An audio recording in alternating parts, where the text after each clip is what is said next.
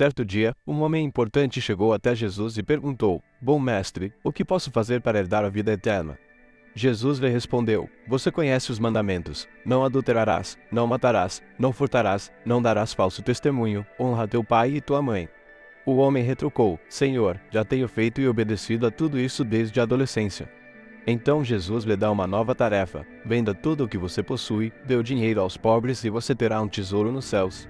Depois, venha e siga-me. Essa resposta de Jesus deixou aquele homem extremamente triste, pois ele era muito rico. Ao ver que ele ficou tão triste, Jesus disse algo intrigante: como é difícil entrar no reino dos céus os que têm riquezas. É mais fácil passar um camelo pelo fundo de uma agulha do que um rico entrar no reino de Deus. Os que estavam com Jesus e ouviram isso ficaram espantados e perguntaram: então, quem pode ser salvo? Jesus responde: o que é impossível para os homens é possível para Deus.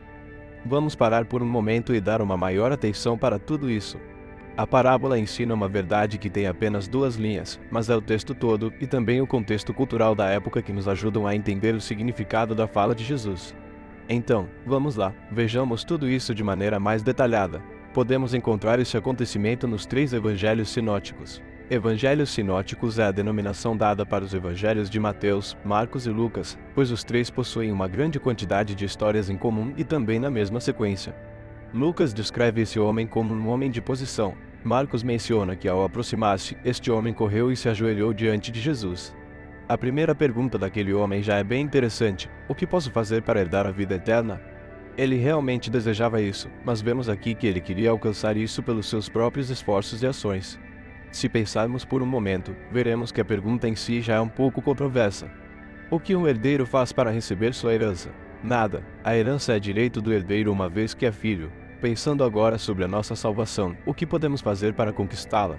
Nada além de aceitar o sacrifício de Jesus, pois é Ele que nos reconcilia com Deus e nos coloca como parte da família. E então, como parte da família, recebemos a vida eterna. Não há nada que possamos fazer para merecer a salvação, é um dom gratuito por meio do sacrifício de Jesus na cruz. Jesus responde à pergunta daquele homem listando uma série de mandamentos, mas não na ordem que Deus passou para Moisés. Todos os mandamentos citados por Jesus diziam respeito ao relacionamento com o próximo. Não adulterarás, não matarás, não furtarás. O jovem afirma que já fazia tudo aquilo e, provavelmente, até esperava ser elogiado por isso. Afinal, ele seguia toda a lei. Mas faltava algo. Sim, o homem afirmou que seu relacionamento com o próximo estava bom, mas e seu relacionamento com Deus? Para aquele homem, faltava a entrega total, faltava amar ao Senhor sobre todas as coisas. Jesus diz para aquele homem vender tudo o que tinha, dar o dinheiro aos pobres e então segui-lo. Precisamos destacar alguns pontos aqui. Jesus não estava simplesmente querendo que aquele homem se desfizesse de todos os seus bens. Jesus estava tocando no que ocupava muito lugar no seu coração. Aquela pequena parcela na vida daquele homem que lhe trazia uma segurança vazia. Aquele jovem rico precisava entender que sua maior segurança era Jesus. Outro ponto importante é o que Jesus queria que ele fizesse com os bens. Não era para ele simplesmente se livrar das riquezas, mas que ele entendesse que é melhor dar do que receber e que, da mesma forma que ele foi abençoado, ele poderia abençoar os outros.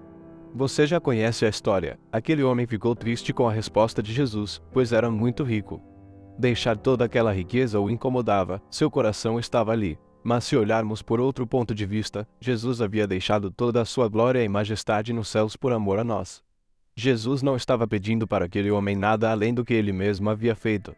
Era como se estivesse dizendo: eu deixei toda a riqueza do mundo por você.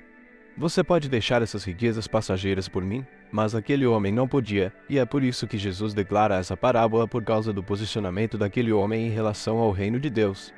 Finalmente, chegamos à parábola. Que camelo é esse e que agulha é essa? Ao longo da história, muitas pessoas já tentaram interpretar essa parábola e há 2 interpretações muito conhecidas. A primeira delas é em relação à linguística. A palavra camelo no grego se assemelha muito com a palavra corda ou cordão.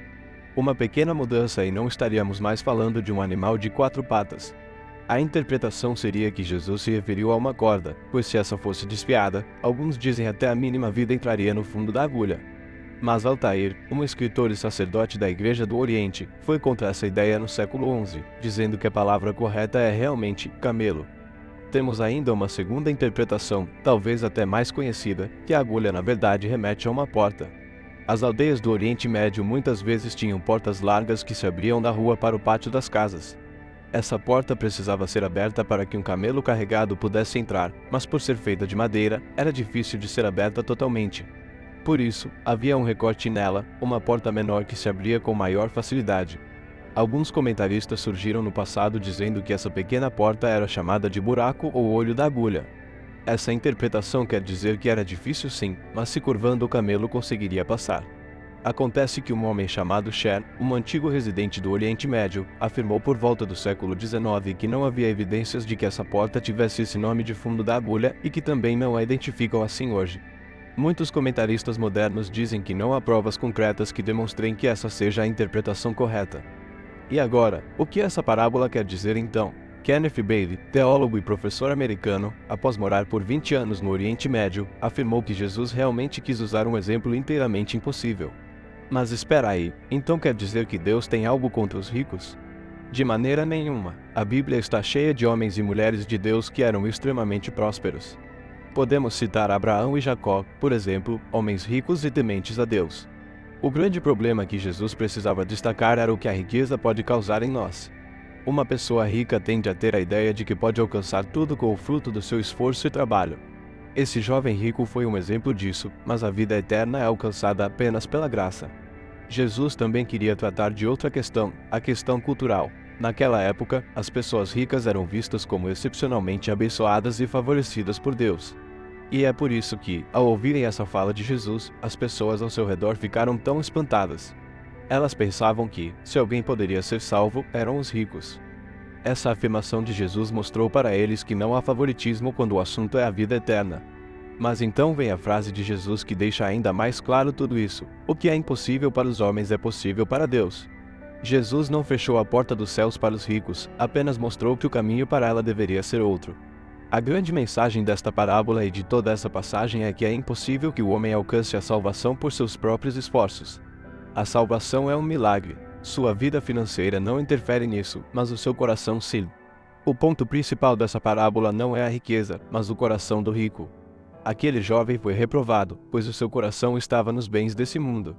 Não importa se somos ricos ou pobres, o importante é que nosso maior tesouro seja o Senhor, pois onde estiver o nosso tesouro, ali também estará nosso coração.